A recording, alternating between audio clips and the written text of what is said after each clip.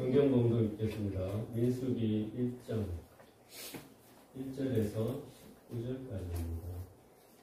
민수기 1장 1절에서 19절 제가 먼저 한 절 읽고 여러분이 한 절 교독하신 후에 마지막 19절은 함께 읽겠습니다.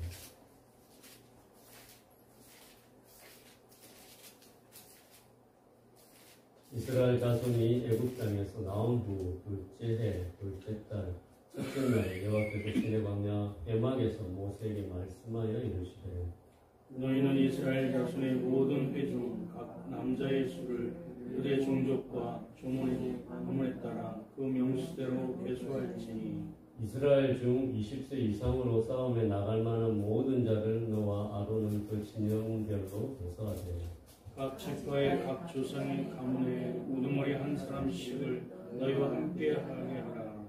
너희와 함께 설 사람들의 이름은 이러하니 르우벤 지파에서는 스데울의 아들 엘리수리요 시므온 지파에서는 수리사떼의 아들 술루미엘이요 유다 지파에서는 아미나답의 아들 나손이요 이사갈 지파에서는 수알의 아들 느다넬이요 스불론 지파에서는 헬론의 아들 엘리압이요 요셉의 자손들 중 에브라임 지파에서는 암미우스의 아들 엘리사벳이요 므낫세 지파에서는 부다술의 아들 가말리엘이요 베냐민 지파에서는 기도니의 아들 아비단이요 단 지파에서는 암미사떼의 아들 아이에셀이요 아셀 지파에서는 오그란의 아들 바기엘이요 갓 지파에서는 부엘의 아들 엘리아삽이요 납달리 지파에서는 에난의 아들 아히라임이라 하시니 그들은 그 중에서 부름을 받은 자요 그 조상 지파의 지휘관으로서 이스라엘 종족들의 우두머리라. 모세와 아론이 지명된 이 사람들을 데리고 둘째 달 첫째 날에 온 회중을 모으니 그들 각 종족과 조상의 가문에 따라 20세 이상인 남자의 이름을 자기 계통별로 신고하며 함께 읽겠습니다. 여호와께서 모세에게 명령하신 대로 그가 시내강에서 그들을 계수하였더라. 아멘. 인생은 짧지만 주님의 은혜는 영원함을 믿습니다. 아멘. 9월의 첫날에 주님께서 성도님들의 가정에 풍성한 은혜를 내려주시기 주님의 이름으로 축원합니다. 아멘. 오늘부터 10월 27일까지 아침 큐티 본문이 민수기가 됩니다. 신기하게도 제가 민수기 새벽 설교를 시작하고 마지막 민수기 설교를 제가 하게 되었습니다.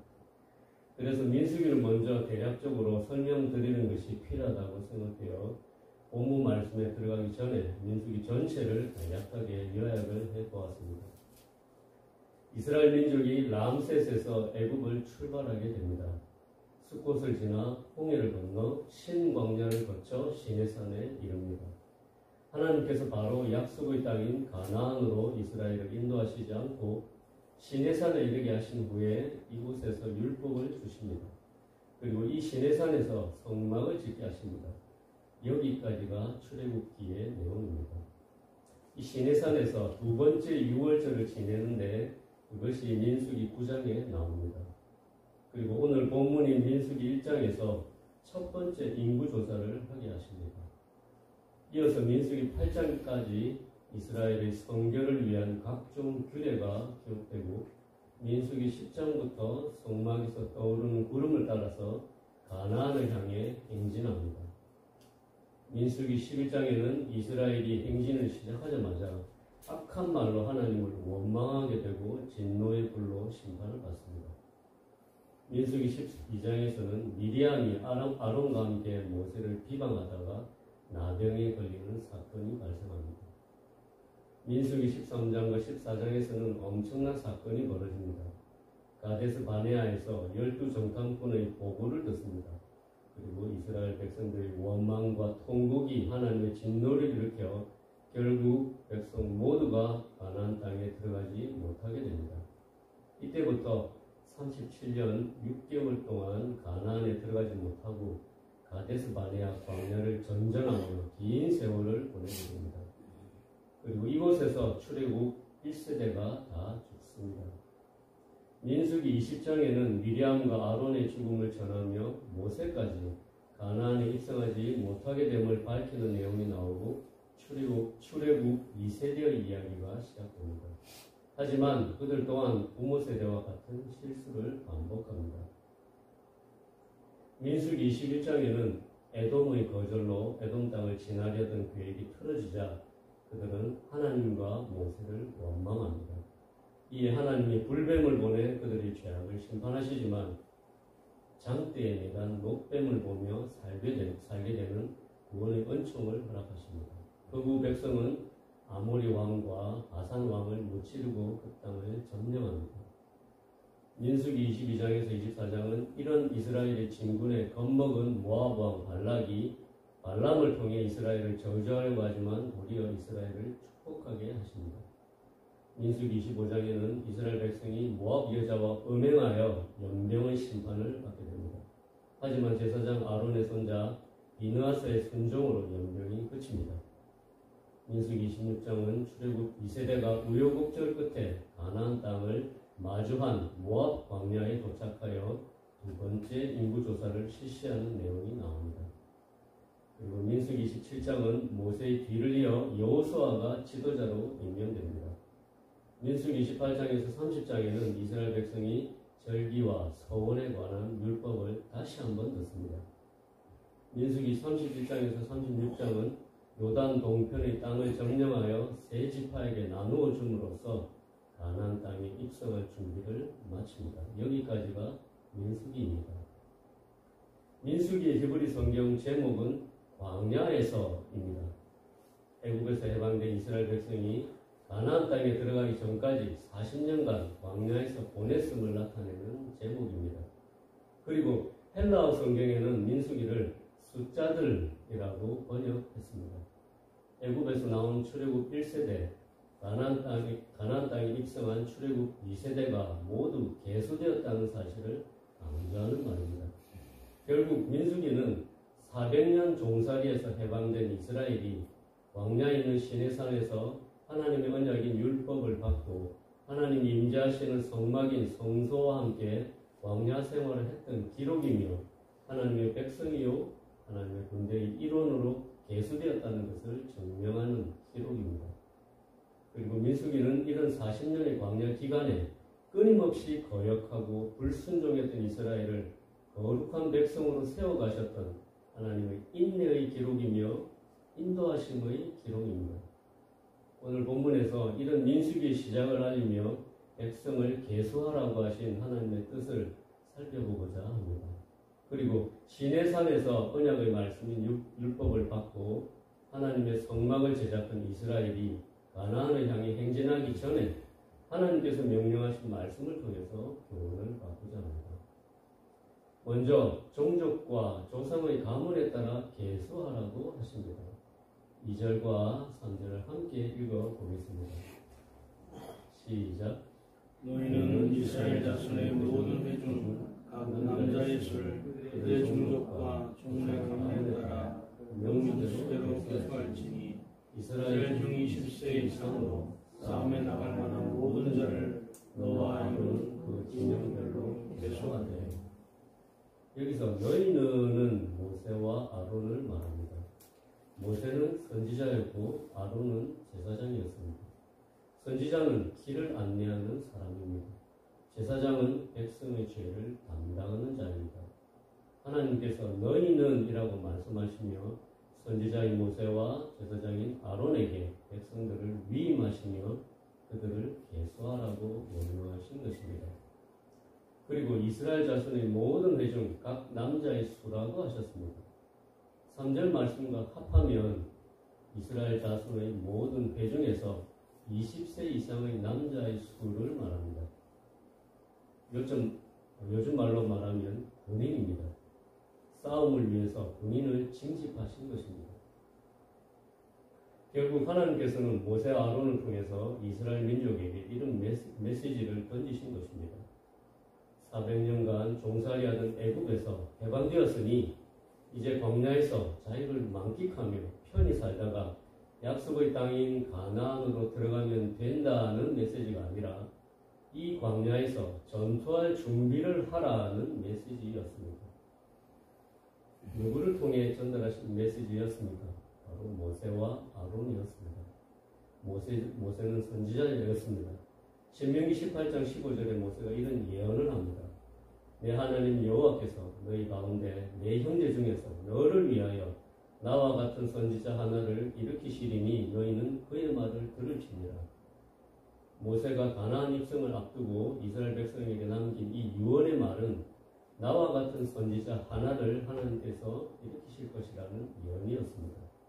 이 선지자 하나가 누구이겠습니까? 바로 예수 그리스도를 예언한 것이었습니다. 그래서 예수님은 선지자이신 것입니다. 그리고 아론은 제사장이었습니다. 백성의 죄를 담당했던 대제사장이었습니다. 우리에게도 대제사장이 계십니다. 바로 예수 그리스도이십니다. 히브리서 4장 14절에 그러므로 우리에게 큰 대제사장이 계시니 성천하시니 곧 하나님의 아들 예수시라. 우리가 믿는 도리를 굳게 잡을지어다. 결국 예수님은 우리의 선지자이시며 대제사장이십니다. 하나님께서 모세 아론을 통해 이스라엘 백성에게 명령하신 것처럼 예수 그리스도를 통해서 하나님의 백성된 성도들에게 지금도 명령하고 계십니다. 어떤 명령이라고 했습니까? 광야에서 편히 살 생각을 하지 말고 전투할 준비를 하라는 명령이었습니다. 이스라엘 모든 회중에서 20세 이상으로 싸움에 나갈 만한 모든 자를 계수하라는 명령은 바로 전투할 준비를 하라는 말씀인 것입니다. 신앙생활은 이 땅에서 행복을 추구하는 삶이 아닙니다. 영적인 전투의 삶입니다. 우리의 대장 되신 예수 그리스도의 명령에 순종하여 그리스도의 군사처럼 살아야 한다는 하나님의 메시지가 오늘 본문에서 찾을 수 있는 첫 번째 교훈입니다. 다음으로 20세 이상으로 싸움에 나갈 만한 모든 자라는 말씀에서 찾을 수 있는 교훈입니다. 20세 이상이라는 말은 전쟁을 수행할 수 있는 나이가 적어도 20세는 되어야 한다는 뜻입니다. 전쟁을 수행하기 위해서는 20년이라는 시간적 준비가 필요하다는 뜻입니다. 20년 동안 육체적으로 성장해야 전쟁을 할 수 있는 준비가 된다는 말입니다. 그리고 싸움에 나갈 만한 이라는 말입니다. 이 말은 싸움을 하기 위해 훈련을 받을 수 있는 준비가 된 이라는 말과 같습니다. 무조건 20세 이상이 된다고 해서 군인이 된다는 말이 아닙니다. 결국 20세 이상으로 싸움에 나갈 만한 모든 자를 계수하라는 말씀에서는 싸울 수 있는 성도로 준비되라는 메시지입니다. 지금도 영적인 싸움이 우리 주위에서 일어나고 있습니다. 피가 흐르고 부상자가 속출하고 영적으로 죽어갑니다. 그런데 아직도 여전히 영적으로 성장하지 못해 영적 어린아이로 살면서 전투할 수 있는 능력도 없고 훈련받을 수 있는 자격도 못 갖춘 성도로 살아서는 안 된다는 하나님의 메시지가 오늘 본문에 담겨있는 두 번째 교훈입니다. 다음 교훈으로 넘어가겠습니다. 4절에서 16절까지 말씀입니다. 4절 함께 읽어보겠습니다. 시작. 각 지파의 각 조상의 가문의 우두머리 상식을 함께 하게 하라. 각 지파의 각 조상의 가문에서 우두머리 한 사람씩을 세우라고 명령하십니다. 그들을 뽑아서 모세와 아론을 돕는 자가 되도록 명령하셨습니다. 즉 모세와 아론의 동역자를 뜻합니다. 모세와 아론과 함께 싸움을 이끌어갈 각 지파의 우두머리 13명입니다. 여기서 레위 지파는 제외되었습니다. 그리고 요셉 지파는 에브라임과 므낫세 지파에서 뽑혔습니다. 이들은 모세와 아론의 동역자가 되어 그들과 함께 하나님의 편에 설 사람이었습니다. 그리고 하나님의 편과 백성들 사이에서 백성들을 설득하고 이끌 사람들이었습니다. 16절에는 이런 사람들을 회중에서 부름을 받은 자요 그 조상 지파의 지휘관이며 이스라엘 족속의 우두머리라고 하셨습니다. 하나님은 이들을 지명하여 부르셔서 영적인 권위를 부여하시고 이들을 통해 이스라엘이 일사불란한 군대로 정비되도록 하셨습니다.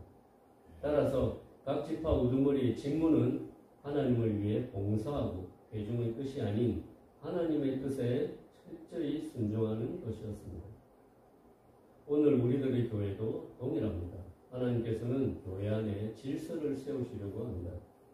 그리고 교회가 그리스도의 선한 공동체로 세워지길 바라십니다. 이 일을 위하여 하나님의 부르심을 받은 사람들이 교회의 지도자와 함께 동역하며 순종하길 원하십니다.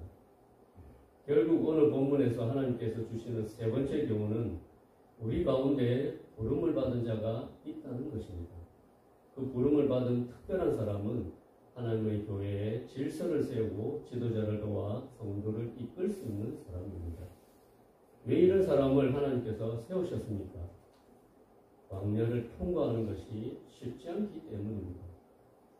모세와 아론 둘로는 이스라엘 백성을 이끌고 광야를 통과하는 것이 쉽지 않음을 하나님께서 잘 아셨기 때문에 이들을 부르셨던 것입니다.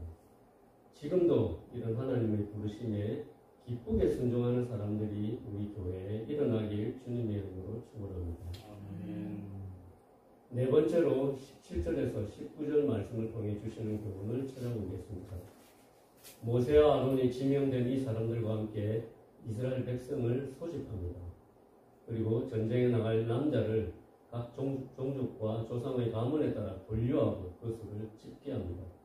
이처럼 모세와 아론은 하나님이 명령하시자마자 지체하지 않고 바로 순종했습니다. 부름을 받은 지파의 지도자들도 적극적으로 질서 있게 협조했습니다. 그래서 수백만의 이스라엘 백성을 신속하게 계수할 수 있었습니다. 미루지 않고 순종했고 지도자의 말에 따라 순종했고 협력했습니다. 하나의 목표를 위해서 함께 움직였던 것입니다. 한 마음으로 실행하였습니다. 여기서 네 번째 교훈이 있습니다. 공동체가 커갈수록 적극적인 개인의 순종과 적극적인 개인의 협력이 중요한 요소임을 알려주신 것입니다. 적극적인 순종과 협력입니다. 오늘 말씀을 정리하겠습니다. 이스라엘 민족은 400년 종살이에서 해방되었습니다. 하나님께서 그들을 하나님의 백성으로 삼으시려고 율법을 주셨고 성막을 만들어 예배하게 하셨습니다. 그리고 광야 생활이 고생 끝 행복 시작이 아니라 가나안을 정복하기 위한 싸움의 광야 생활이라고 하셨습니다. 죄와 사망의 권세에서 해방된 성도는 이처럼 광야와 같은 인생에서 새 언약의 말씀을 붙들고 하나님이 예비하신 성막인 교회를 중심으로 예배드리는 삶을 살고 주님 오실 때까지 성화의 구원을 이루기 위해서 영적 전투와 거룩한 싸움을 싸우는 성도가 되어야겠습니다. 빌보서 1장 30절에 그리스도를 위하여 너에게 은혜를 주신 것은 다만 그를 믿을 뿐 아니라 또한 그를 위하여 고난도 받게 하려 하시니라.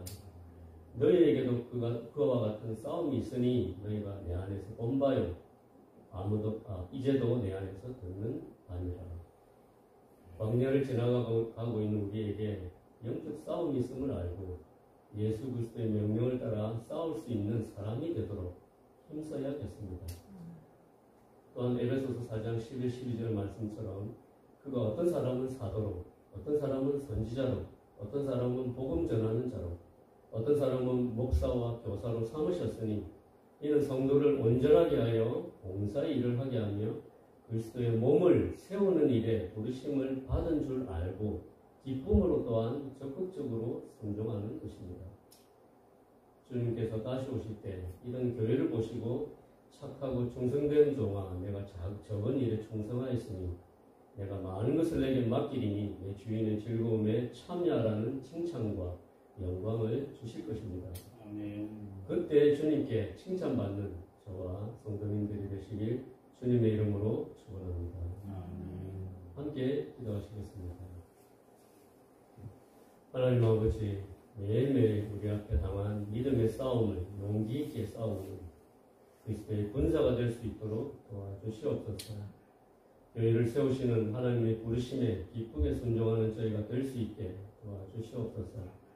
예수님의 이름으로 기도드렸습니다. 아멘.